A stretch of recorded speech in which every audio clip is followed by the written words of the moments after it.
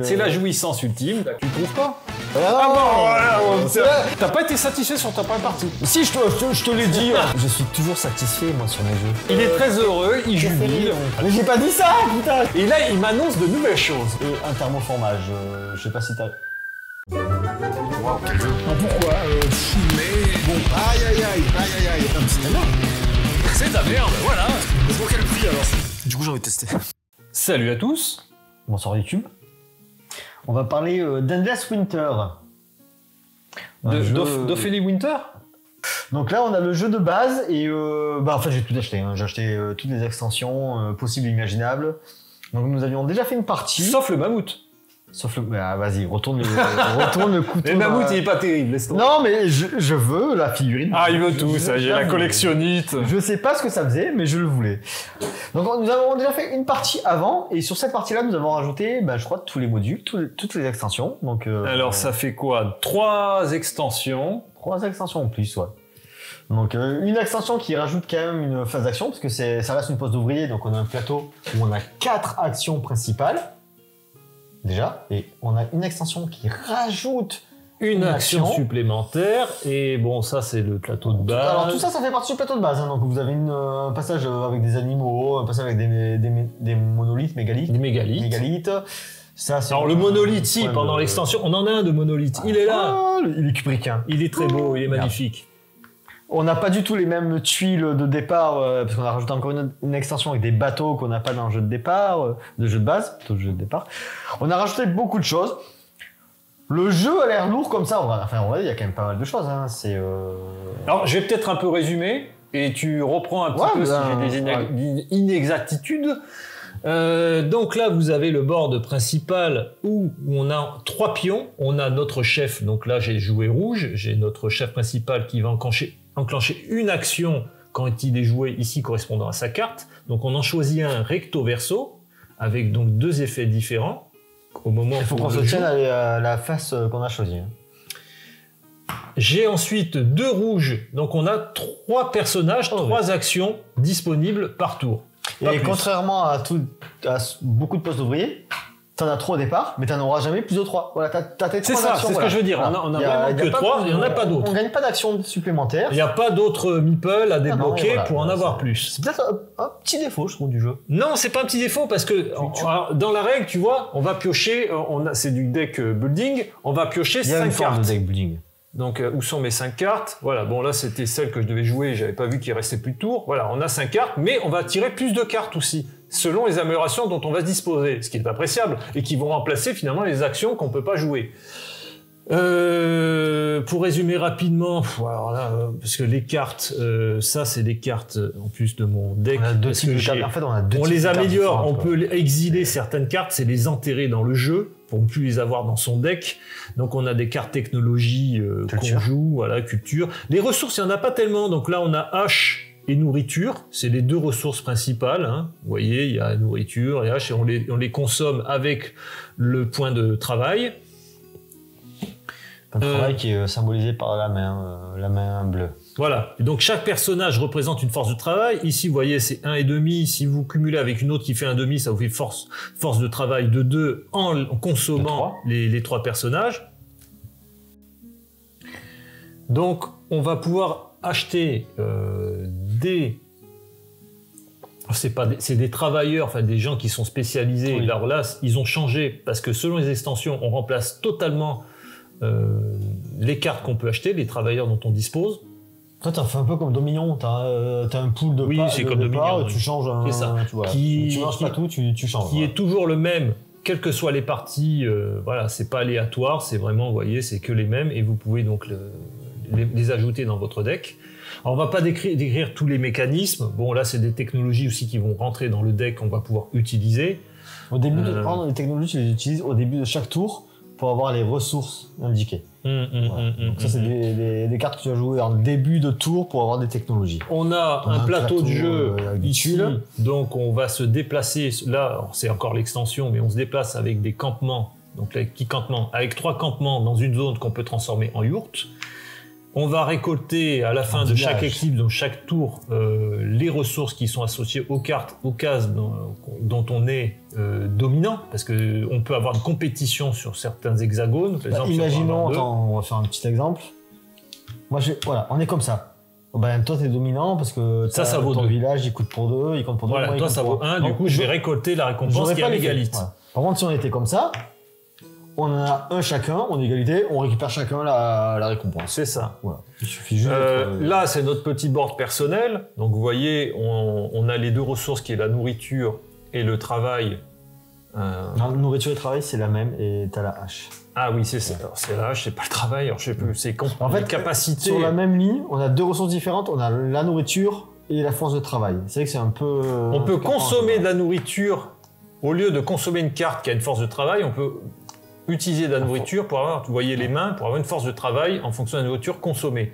Et donc ça, c'est la hache. Et comment on appelle ça, la hache ? Je crois que c'est la hache. Hein, c'est la hache. Bon, c'est pas de capacité de travail, c'est des outils. Ah, les outils, oui. Et on va débloquer, donc là, c'était les 3 yurts qui étaient ici. Donc on va voir si je ôte cette yourte pour l'installer sur le board, je vais disposer d'une carte supplémentaire à piocher pendant la phase suivante, ce qui est appréciable. Et là, c'est les mégalithes. Et plus on en utilise, et plus on débloque aussi des choses à utiliser pendant la phase d'éclipse. Et on a une phase d'éclipse à tous les tours.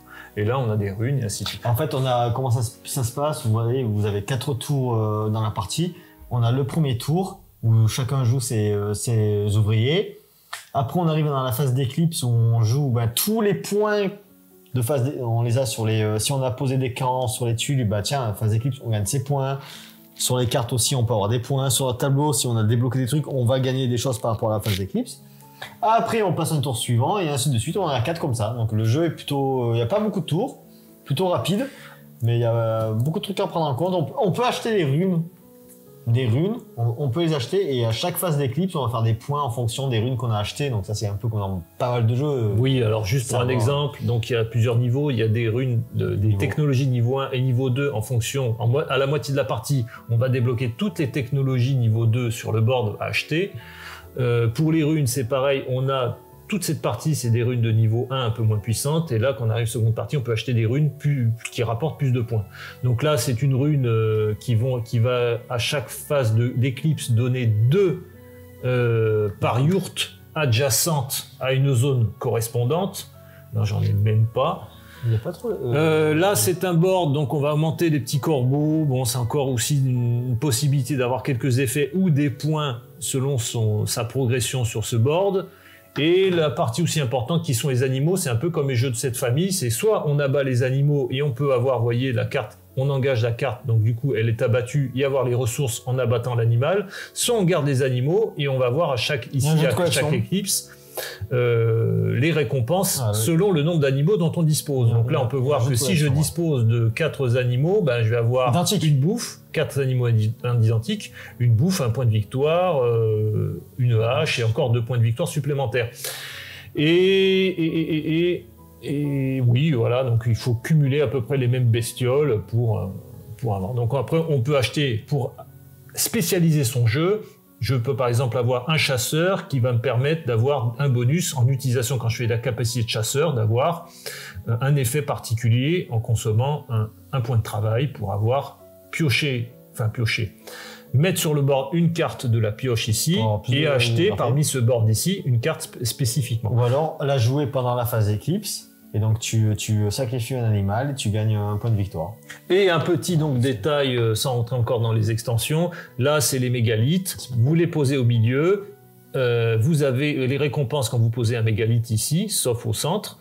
Donc là on piocherait 2 cartes supplémentaires, là on aurait 2 de nourriture, et vous avez des points de victoire quand vous posez sur 4 mégalithes. Sur un niveau et vous aurez les points associés. Et là, vous avez donc votre piste de score et voilà, vous avancez. Bon. Il y a une piste d'initiative aussi, parce qu'il y a quand même un premier. Et il y a une piste effectivement d'initiative avec des récompenses selon le choix. S'il est en première position, il choisit en premier et ensuite le second. Il y a quand même beaucoup de choses. Hein. Oui, surtout que là, on a joué les extensions, on les a pas vraiment détaillées. On a joué. En fait, là, on a mis le jeu de base. Donc, il correspondrait à ça, et on a rajouté une extension, donc il rajoute une action de base, et un truc dans un plateau différent en fait, quoi. Donc, parce qu'il y a quand même des tuiles. Alors Nico, on en est à 2 parties. On a fait une première partie avec le jeu de base et l'un avec 3 extensions supplémentaires. Voilà, déjà, tu on rajoutes 3 extensions. Voilà, on a un temps limité, alors on va un peu vite normalement. Ça, je vous conseille effectivement d'y aller doucement, une extension après l'autre, enfin de pas trop en rajouter, mais nous on a le goût du défi. On a tout mis. On a tout. Sauf le mammouth. Alors, le retour sur la première partie, tu avais gagné à 1 point près. Là, on parle de la première partie. Oui. Donc, le jeu de base. La découverte du jeu. Moi, la première partie, j'avais vraiment aimé. Vraiment. Je vais pas me cacher, vous savez que la poste d'ouvrier, c'est ce que je préfère. En plus, je crois que j'en ai déjà parlé, mais l'univers, alors l'illustrateur, je sais jamais comment on dit, The Miko, The Maicho, je sais pas comment ça se prononce. J'adore son univers, c'est celui qui fait les jeux de Sean Phillips, donc c'est le même illustrateur que tous les jeux dans ce mode-là, Pillard. Alors on reconnaît, regardez les pillards, et on va sur les cartes, effectivement, on voit bien le style. Il a vraiment un style particulier que moi j'adore, un peu enfantin, je sais pas, non, pas enfantin, un peu naïf. Voilà. Un petit peu, pas très naïf, un petit peu. Mais j'adore, je trouve, c'est pour ça que j'ai acheté Endless Winter, au départ, c'est parce que... Ah, tu as acheté pour le style, l'illustration. Pour l'illustrateur, oui, après, bon, j'ai vu que le jeu avait l'air quand même sympa, donc j'ai pris le jeu, mais je pense qu'avec une illustration dégueulasse, j'aurais peut-être pas pris. Là, un illustrateur que j'adore, je me dis, ouais, je vais y aller franco, hein, mais le jeu me plaît. Hein, Alors, James Franco ou Franco en espagnol? James Franco, faut pas trop en parler. Putain, attention, hein. Il a montré son kiki à des femmes, hein. C'est pas bien. C'est pas Et bien. tu crois qu'à l'époque, ils montraient pas leur kiki? Si, ils avaient pas de culotte. Bon, c'est pas le sujet. Alors. C'est vrai. Nous digressons un petit peu, comme d'habitude. T'as pas vu La Guerre du Feu? Si, je l'ai vu. Ah, avec la scène au bord de la rivière. Ah, ça me parle pas, je l'ai vu il y a trop longtemps. Ça te parle pas. Et moi, ça m'a marqué. Je le reverrai pas, c'est l'autre con. Donc, je ne citerai pas le nom. C'est comme Voldemort, faut pas citer le nom de... De quoi, Rostand? Non, de Besson, faut pas citer. C'est pas du Besson. C'est pas du tout Luc Besson. Attends, tu dis La Guerre du Feu. Ah non, La Guerre du Feu, c'est Hano. C'est l'ours, c'est Jean-Jacques Hano. Mais c'est pareil, c'est de la merde. Comment ça, c'est pareil, j'ai rien à voir. L'ours, il est cool, le film. Ouais. Tu l'as revu récemment? Je l'ai vu 10 fois, le film. Récemment? Non, récemment. Voilà. C'était la question. Tu l'as revu récemment? Bon. On digresse un petit peu, là, à chaque fois. Donc, oui, poste d'ouvrier avec beaucoup de possibilités. Là, franchement, ça prend, pour un jeu qui paraît, parce que c'est pas un jeu ultra expert, on va dire initié plus. Voilà.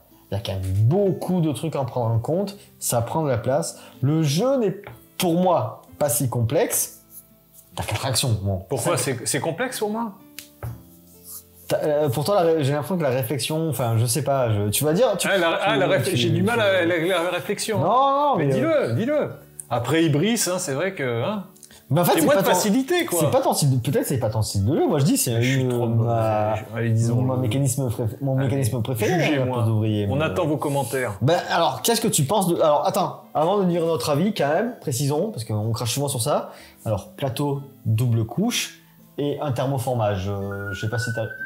Ah, et une ah, bah voiture, ça tombe bien, ça me manquait. Putain, ça fait longtemps qu'on n'a pas eu des alarmes de voiture. Incroyable. On vole encore des voitures aujourd'hui. Est-ce qu'on appellerait la police à 8h30 du soir? Je suis pas sûr qu'on la vole. Non, mais c'est quelqu'un qui a une vieille voiture et qui a encore une alarme à l'ancienne. Mais c'est pas grave. Donc je disais, il y a un thermoformage. Donc on a chacun nos personnages avec nos petits pions. Tout est rentré dans un petit truc, dans un game trace. C'est nickel. Toutes les cartes. Ouais, non, le jeu se sort plutôt vite. Voilà. Ça va. C'est bien. Alors, à part pour les extensions. Les extensions, on a mis un peu de mal, hein. Franchement, c'était un peu long. L'organisation du plateau de jeu avec l'extension, c'était relou. Je dirais pas même que le jeu de base se place très vite, parce que dans le jeu de base, t'as tout un calcul à faire avec les tuiles, tu dois en mettre de côté, Ibris, tu le sors, il fait peur, je pense qu'un quart d'heure, tu peux mettre... C'est vrai. Là, en un quart d'heure, tu ne mets pas en place, hein, parce qu'il faut quand même qu'on fasse tout le Trafalgar avec les tuiles et tout. Alors, à part avec l'extension...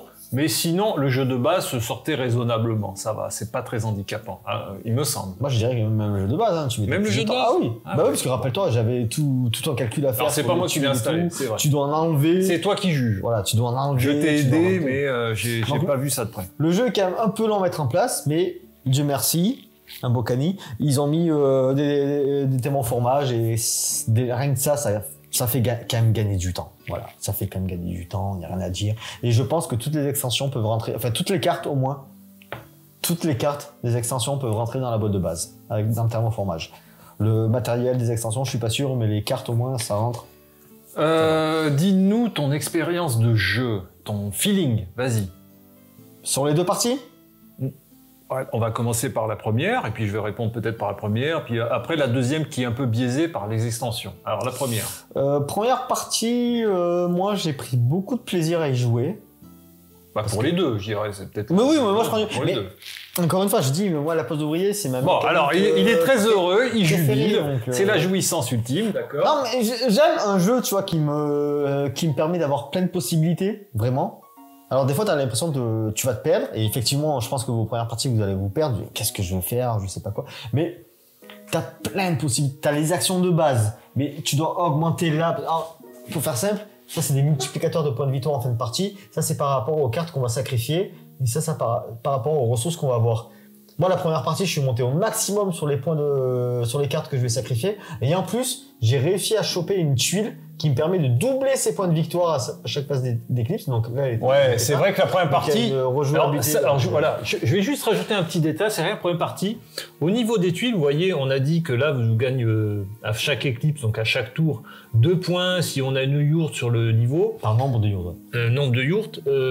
Moi, j'ai pas pu vraiment l'utiliser. Et il y avait une seule tuile qui n'était pas de cette sorte et j'aurais prise en fait à la place de Nico. Oui. J'aurais prise. Si tu n'avais pas pris, j'aurais prise. Et je trouvais extrêmement puissant, qui t'apportait beaucoup de points. Et du coup, je trouve que la première partie, c'est beaucoup joué sur celui qui allait prendre cette tuile. Alors, on a fini avec un point de différence, parce que j'ai réussi, moi, alors allez, on va aller jusqu'au bout, je me suis dit, sur les points, il avait décollé, il était parti très loin, bon, je suis à la rue, et sur le dernier tour, j'ai réussi, avec toutes les ressources dont je disposais, à faire une grosse chasse, et avoir une belle collection d'animaux pour revenir au score. Après, il y en a beaucoup de tuiles, parce que c'est pas toujours les mêmes. Je crois qu'il y en a 3 fois le nombre qu'on met. Donc, tu vois, là, j'en ai mis 4 de l'air. Ouais, à mon sens. Il y en a 12. Donc, on est mal tombé. Et là, pour le coup, on est mal tombé. Il faudrait mieux qu'on fasse un draft. Chacun choisit. À mon sens, je trouve. Après, c'est vrai qu'on a que 2 parties à notre actif. Mais là, dire, 2 points selon le type de tuile, je vais vous remontrer. Regardez. Prenons l'exemple. Cette tuile, c'est quoi? Les tuiles. Voilà, c'est celle-ci. 2 points. Moi, dans mon board, je commence ici, et j'en ai qu'une. Alors, j'en ai qu'une ici, et il faudrait que j'ai 2 yourtes là pour pouvoir peut-être optimiser les points ici. Mais il faut pouvoir jouer là-dedans. C'est compliqué pour faire les... Enfin, tu penses que c'est un peu trop... Mais je trouve que ces types, si tu n'as pas les bonnes tuiles pour vraiment optimiser le gain de points à chaque tour, sont pas spécialement intéressants. Oui, mais à contraire, moi, je donne, par exemple, cette deuxième partie ici. Moi, j'en avais pris une comme ça. Ok, j'en prends une ça m'aurait fait 6 points seulement. Et j'aurais pas gagné avec simplement 6 points de différence en prenant cette une. Tu dis que t'as l'impression que ça ne rapporte pas assez. Moi, dès le première manche, ça ne me servait à rien. J'ai pris cette rune-là qui me permet d'avoir 2 points de victoire par yourte placé sur une tuile avec ce truc-là. Ouais. Je l'ai pris tôt dans le jeu. Je l'ai utilisé 3 fois d'affilée. Mais là, c'est à côté de ton point de départ, et tu as mis tout de suite effectivement 2 yourtes qui te permet d'avoir d'un point dans la zone. Mais ce que je dis, c'est que tu peux anticiper. Voilà, moi j'avais anticipé le fait de pouvoir être capable de la poser. Alors écoutez-le bien, il a mieux anticipé que moi. Il est meilleur. Faut le dire. Regardez cet homme. Alors je dis un truc. Quand Nico perd, il est pas content, il n'aime pas ça. Et voilà, c'est la partie de on a discuté 1 heure sur notre ressenti de jeu, et là il m'annonce de nouvelles choses. On va spoiler. On n'est pas du tout d'accord. On n'a pas le même avis sur le jeu. Moi j'adore, Nico n'aime pas, mais. Non, c'est même pas la question aimer. Continuons, on va en reparler à la fin. On va rester sur le jeu, mais donc il y a plein de possibilités d'avoir des points de victoire. On était sur notre première partie. La première partie, tu avais gagné d'un point. Et le plaisir, le moins... Que te souviens-tu de ta première partie? Alors perdre, comme toutes les premières parties d'un jeu un peu lourd, c'est que t'es perdu, tu sais pas, t'as pas un meilleur play absolu, t'es la première partie, Donc tu t'es adapté au fur et à mesure, t'as été flexible. Voilà. Je dis toujours... Macron serait content de toi. Première partie est toujours sacrifiée. je le dis, une première partie est toujours sacrifiée parce que tu sais pas trop, tu connais pas le jeu. Oh, j'ai pas trouvé la première partie très sacrifiée. T'as été un peu perdu, mais je trouve que ça s'est bien joué. Alors les premiers tours d'une première partie. Ah, à la limite, il faudrait faire oui. 2 tours. Tu commences un jeu pour la première fois, tu fais 2 tours. Ah, tu commences à comprendre. Ouais. Et tu reprends à 0. Parce qu'il y a des jeux, effectivement, je me dis, ah, j'ai fait vraiment une première partie où j'ai fait n'importe quoi. Autant la première partie, je sais que j'ai fait quelques erreurs. J'étais pas très bien parti, t'étais parti vraiment haut, mais j'ai réussi à me rattraper en fin de partie. Des choix que j'avais faits, j'ai pu en retirer en fin de partie un intérêt. Voilà. J'ai pu me dire, ah, j'ai réussi quelque chose. Et ça a été serré et c'était intéressant. Donc c'est pas le fait de gagner ou de perdre. Tu as gagné d'un point en trouvant un point, un plus à la fin, effectivement, qui t'a fait remporter la partie. Mais on a la manche là. Non, mais on a été satisfaits tous les deux sur notre play. Tu trouves pas? Et moi, t'as pas été satisfait sur ta première partie? Je suis toujours satisfait, moi, sur mes jeux. Ouais.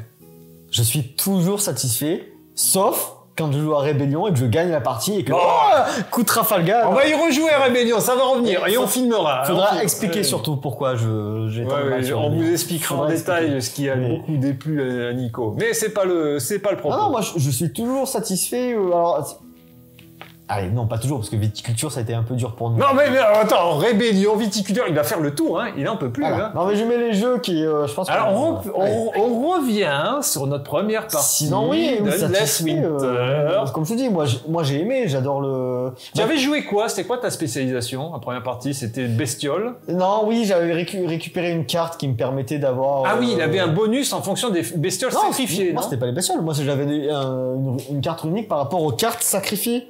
Ah, sacrifié tout court. Voilà. Les cartes que vous exilez, qui ne sont plus dans votre main. Dans votre défausse, dans votre pioche ou dans votre main. Vous les mettez à l'écart. Ok. Et ça, c'est un multiplicateur de points. Et ce côté-là, c'est sur les cartes sacrifiées. Ah oui, donc j'avais pu doubler. Il avait beaucoup joué là-dessus. D'ailleurs, il a rejoué là-dessus. D'ailleurs, c'est son play. Ça marche. Ouais, mais j'ai pas la rune. Cette fois-ci, j'ai pas la rune qui me permettait d'avoir le double de points sur les cartes sacrifiées. Donc non, franchement, moi, la première partie, j'ai aimé. J'ai un peu perdu. Je vous dis pas à moins d'être un génie des maths ou je suis Magnus Carlsen, champion du monde des jeux d'échecs, je vais faire ce jeu. Ah, je connais tout ce qu'il faut faire et tout, je comprends. Non, t'es toujours un peu perdu. C'est ce que tu es en train de nous dire. Tu n'as pas tout maîtrisé. Ah, absolument pas. Voilà. Absolument. Je maîtrise jamais. Mais je vais vous dire un truc. Hein. Je ne maîtrise jamais un jeu. On s'adapte d'un peu à l'autre, voilà. Parce que il faut s'adapter. Parce que l'air de rien, ce qu'on n'a pas dit, c'est quand vous faites une action, vous bénéficiez à la fin d'un bonus plutôt important pour le premier qui fait l'action, et celui qui va revenir sur on peut refaire, voilà. Il peut refaire, et même tu pouvais rejouer 2 fois si vous voulez d'affilée le même joueur. On peut faire 3 fois. Mais vous ne bénéficierez pas de ce dernier bonus. Donc il y a un intérêt à être premier, et ces bonus sont considérables, mais sont appréciables. Ils sont pas mal. Donc oui, effectivement, on a oublié de dire que normalement une pause ouvrier, tu passes ton ouvrier, puis tu bloques l'action. Non. Là, tu peux la faire.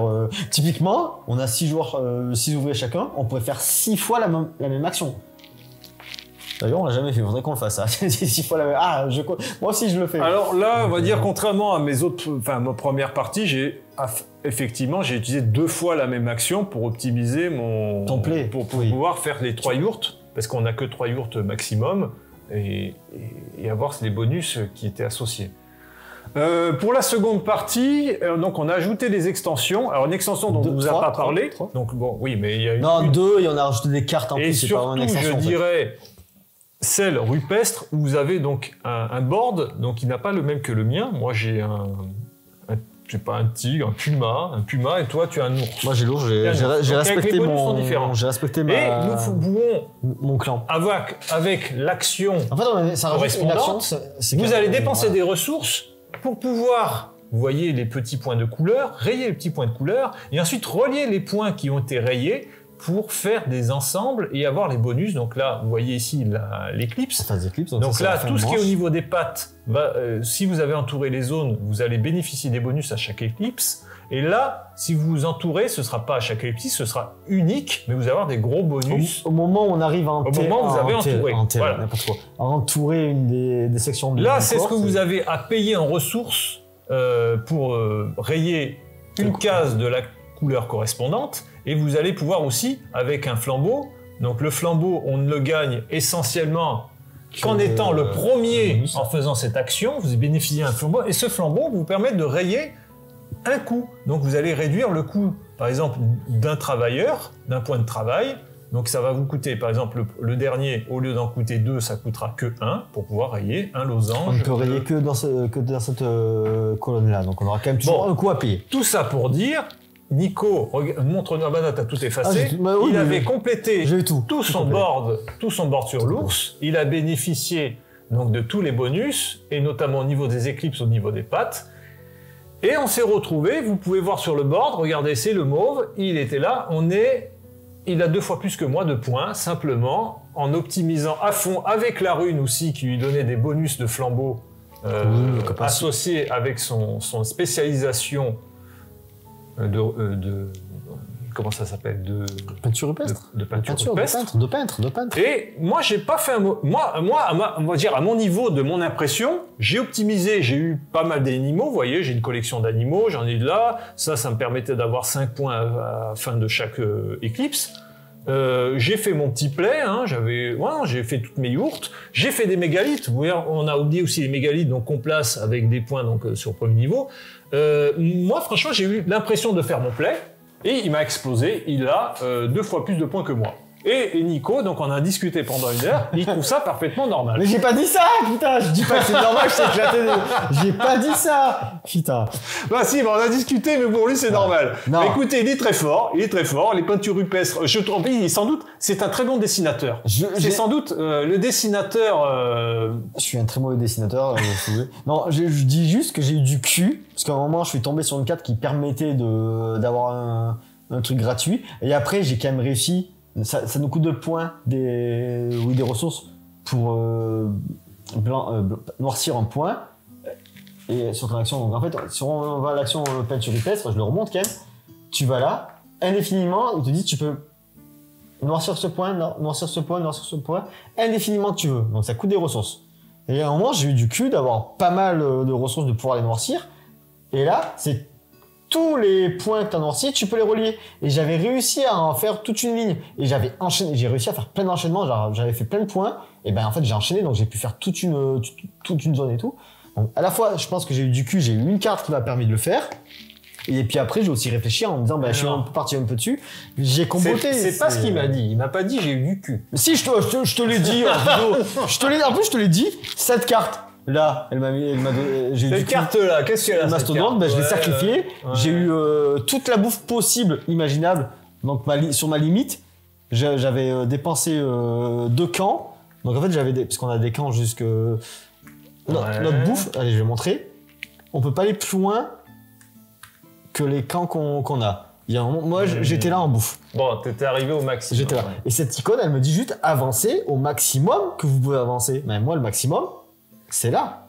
Donc j'ai pris plein de bouffe d'un coup parce que j'ai sacrifié un animal, j'ai un peu réfléchi et ça m'a permis de faire plein de trucs après. Donc j'ai eu un peu de cul de pouvoir jouer cette carte là aussi, hein, je le dis parce que j'ai pu la jouer alors que j'aurais pas dû la jouer.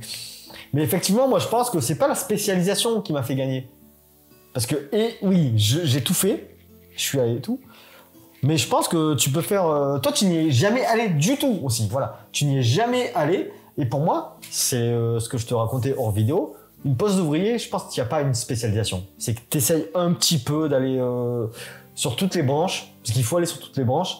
Et peut-être que tu en as une où tu vas te spécialiser, Nico. Mais il faut aller partout. Il ne faut pas laisser une de côté. Moi, je pense que, je finis, toute poste d'ouvrier, je ne laisse aucune branche de côté. J'essaye d'aller un peu partout.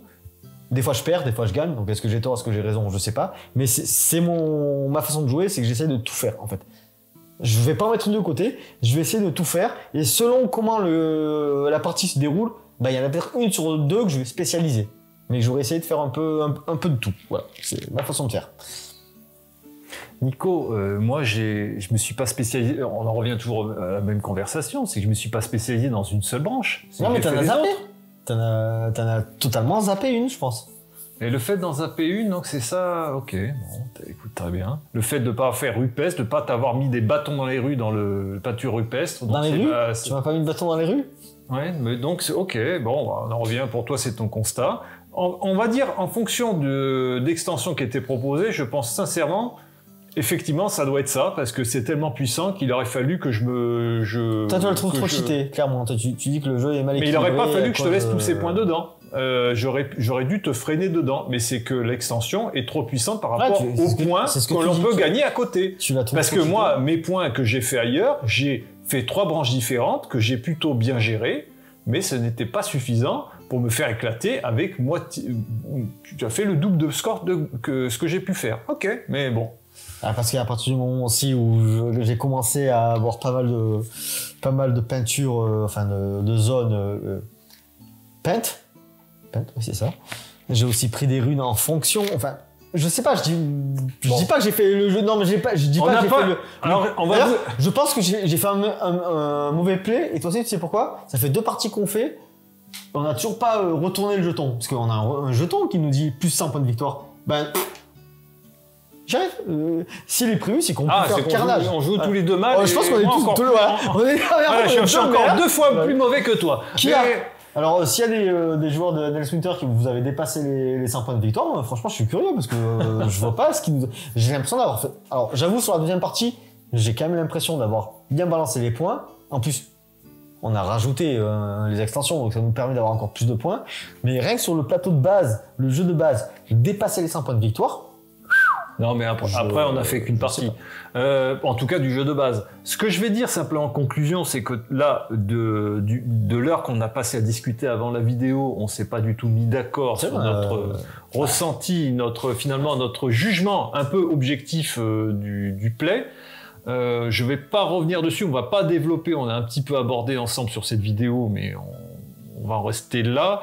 Et simplement, c'est que si le jeu vous intéresse, et je pense qu'il faut mettre de côté un petit peu notre avis sur les extensions, parce qu'il faut peut-être davantage maîtriser peut-être le jeu de base et comprendre un petit peu ce qui fait vraiment la différence au niveau des points, des spécialisations. Là, l'extension qu'on a rajoutée, et notamment peinture rupestre, que tu as optimisée, je l'ai trouvé beaucoup trop brutale au niveau de l'ajout de points et de la puissance que le moteur que ça pouvait t'offrir. Mais peut-être y a-t-il moyen de compenser ça en ayant plus connaissance du jeu. Mais je trouve un peu dommage dans un jeu qui te propose beaucoup de pistes finalement de développement, de se retrouver avec une telle différence alors que tu n'as fait que te développer spécialement dans une branche. Je me dis tu as fait un peu tout. Ok, tu as fait un peu tout, mais tu as fait essentiellement ça pour la compléter à fond. Juste 2 fois, 3 fois sur l'action. Mais là pareil, donc après, globalement, au-delà c'est vrai qu'on a quand même 2 parties très différentes. La première partie, c'est qu'une première partie sur le jeu de base. La deuxième partie, c'est en rajoutant tout sans avoir maîtrisé la première jeu de base. Il n'y a pas d'échelle. Nous, c'est tout ou rien. Voilà, c'est un peu tout ou rien. Pour un avis à vif directement, j'ai moi-même passé un bon moment. Quand Hubris, j'étais beaucoup plus dubitatif parce que j'ai fait 2 parties d'affilée, ça demande effectivement plus d'expertise. C'est un jeu très intéressant, mais je n'ai pas eu la satisfaction dans les choix que j'ai pu faire, malheureusement. Et c'est peut-être entre un manque de chance au niveau du choix des cartes, notamment de quêtes, qui se sont pas présentées telles que ça aurait pu m'aider dans mon objectif ou dans le play. Là, effectivement, même si j'ai perdu, je trouve vraiment de façon très... Tu as fait le double. Tu as fait le double de points que j'ai fait, qui pour moi n'est pas justifié et n'est pas compréhensible. Quand je joue un jeu, j'ai envie de dire « Oh, j'ai perdu, mais je veux comprendre pourquoi. » Je suis désolé, j'ai pas compris. On en a parlé longuement, mais pour moi, je n'ai pas compris. Donc il y a peut-être des choses qui m'échappent. J'ai beau avoir discuté avec toi, j'ai vu ce que tu as fait, j'ai compris moi ce que j'ai fait, mais je vois pas ce qui justifie une telle différence. Mais c'est parce qu'il y a des extensions. Et c'est vrai qu'au-delà de ça... Le talent, sûrement. Et la passion de la pose ouvrier, que je n'ai peut-être un peu moins, une fibre, quelque part. Mais la première partie, étonnamment, s'était retrouvée beaucoup plus serrée, alors que moi-même, j'étais parti, effectivement, dans un play qui était pas du tout en ma faveur, mais dans le dernier tour, j'ai pu bénéficier, je pense, d'un équilibre justement qui était peut-être mieux pensé sur le jeu de base, où j'ai pu, en réfléchissant un petit peu, me dire « Ah, je peux effectivement là adapter quelque chose, enchaîner quelque chose ». Et j'ai perdu que d'1 point. Et là, c'est quand même plus satisfaisant de dire j'ai réussi dans Ibris, c'est-à-dire j'ai rien réussi de ce que je voulais faire, j'ai fait un coup de Trafalgar, et que là, j'ai réussi sur un plan à la fin parce que j'ai disposé de ressources et d'un plan qui s'est dévoilé en fonction du jeu qui s'était joué.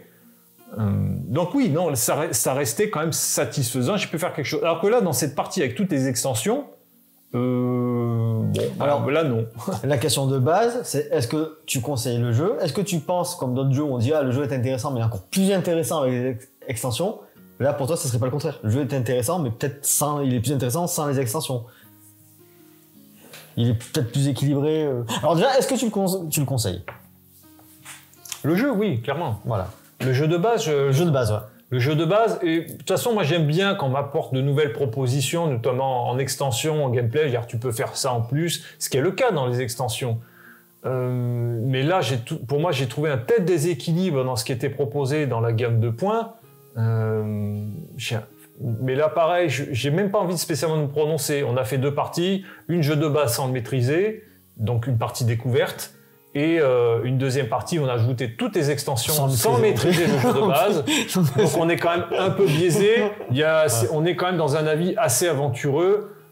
C'est un jeu intéressant, mais je vais pas pouvoir proposer un avis suffisamment, je dirais, objectif. Ça restera un avis très subjectif en fonction de... C'est un avis, c'est subjectif. C'est subjectif, oui, mais je trouve qu'il n'y a pas, pour moi, assez de maîtrise. Autant je me suis permis un avis sur Ibris, et je savais qu'il n'y avait pas assez de maîtrise, mais je trouve que je suis tellement passé à côté, même en prenant beaucoup de temps de réflexion, que je trouve qu'il y a quand même... Il y avait un problème. Alors ça vient peut-être de moi, de ma façon de jouer, je ne sais pas. Mais j'ai rencontré quand même un problème. Là, mon problème, c'est juste avec les extensions, peut-être, où on ne réalise pas finalement la puissance que ça peut avoir. Oui, ça a été une première partie. Maintenant, peut-être que, comme je dis, moi, une première il me semble que, en tout cas, l'extension qui joue avec les peintures rupestres me semble très puissante, peut-être trop puissante par rapport aux autres façons de scorer. Ça, c'est mon impression. Un peu comme on avait Great Western, c'est-à-dire, il me semble que le chemin de fer apporte quand même un bénéfice assez conséquent par rapport aux autres solutions de scoring. Mais non, sinon c'est un jeu plaisant, c'est un jeu qui propose quelque chose. Après, est-ce que vous êtes sensible au thème? C'est vrai que moi, les hommes des cavernes, alors au-delà du côté hommes des cavernes, ça se joue bien. Donc même si vous n'aimez pas spécialement le côté hommes des cavernes, c'est sympathique. Alors parce que voilà, le matériel de base, c'est le plateau de base, c'est ça, donc ça c'est une extension. T'as quelques tuiles et ça c'est le matériel de base. Les petites figurines, il y en a 4. Le jeu coûte. Si vous le trouvez, parce que je crois qu'il est, quand je disais sur Philibert, il y est plus, mais sur les autres sites, je sais pas, il coûte 59 balles. 59 €, un jeu avec autant de matériel, avec un thermoformage, des game trays pour tout ranger. Franchement, je dis, allez-y, ça vaut le coup. Le jeu de base, il peut vous satisfaire. Moi, je pense qu'on n'a pas besoin des extensions pour avoir le gameplay absolu. On disait, il y a des jeux où tu as besoin des extensions pour avoir la vraie demande de gameplay, la vraie proposition. Là, il n'y en a pas forcément besoin. Avec le jeu de base, vous pouvez vous éclater. Donc, moi, le jeu de base, prenez-le, il n'y a pas de souci, 59 €, un thermoformage, alors vous placez pas en 10 minutes, parce qu'il y a cette gestion des tuiles qui casse couille, je vous le dis. La gestion des tuiles est un peu chiante. Alors même pour le jeu de base, parce que là on s'en est vu, parce que même pour le jeu de base, c'était pas très clair dans l'extension qui agençait de nouvelles tuiles ou de nouvelles configurations avec la rivière, mais... oui, parce que dans le jeu de base, il te dit séparer tous les terrains de type, enlevez-en un de chaque type, remélanger, enfin... Non, c'est à la Catala. On joue à la kata, mais vous enlevez tel truc. Mais le pauvre Bruno, arrête. Ouais, non, mais c'est pas que lui qui fait ça, arrête. C'est pas que lui, je dis Catala. Mais on dit Catala parce que ça revient très souvent. Dans toutes ces règles, c'est enlever. Mais ça part d'une bonne volonté, parce que justement, c'est pour adapter en fonction du nom du joueur pour que ce soit équilibré. Il n'y a rien à dire. Mais c'est un peu pénible à chaque fois de réagencer, comme à Orléans, on parle toujours un peu d'Orléans. Orléans, il faut mettre le nombre de jetons de chaque personnage en fonction du nom de joueur, et ainsi de suite. C'est un peu relou. Donc, voilà. Donc la mise en place, elle n'est pas si rapide, même s'il y a un thermoformage, parce qu'il y a tout ce côté à prendre en compte. Et au moins, il y a un petit coup de Trafalgar avec les cartes. Donc c'est pas les 10 minutes, parce que pour moi, Ibris, il se met en 10 minutes. Vraiment. Donc il est un petit peu long, mais le jeu, pour moi, il en vaut la chandelle, il est intéressant, il est magnifique. Disons-le, c'est con, mais est-ce qu'on va juger un film sur la forme ou sur le fond? Sur les deux. Là, pour moi, il y a les deux. Il y a le fond et la forme. Je le trouve magnifique. Et puis, on est dans un moment où les jeux coûtent tellement cher. Pour moi, 59 € un jeu avec beaucoup de matériel, des figurines, des meeples screenés hein, sur les deux côtés. Hein. Ça, c'est super rare hein, d'ailleurs. Un thermoformage pour 59 € et un plaisir de jeu. Allez-y, allez-y, je vous le dis de suite. Achetez-le! N'achetez pas forcément, je vous conseille pas forcément les extensions, mais le jeu de base, allez-y, c'est un oui. Bon, bah, on n'aura pas de sous dessus, mais bon, allez, achetez. Allez, bisous. Ciao.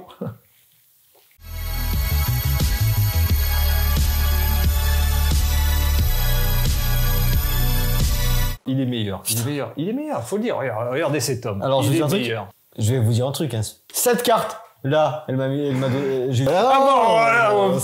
j'ai pas dit ça, putain. Et là, il m'annonce de nouvelles choses. Elle m'a donné.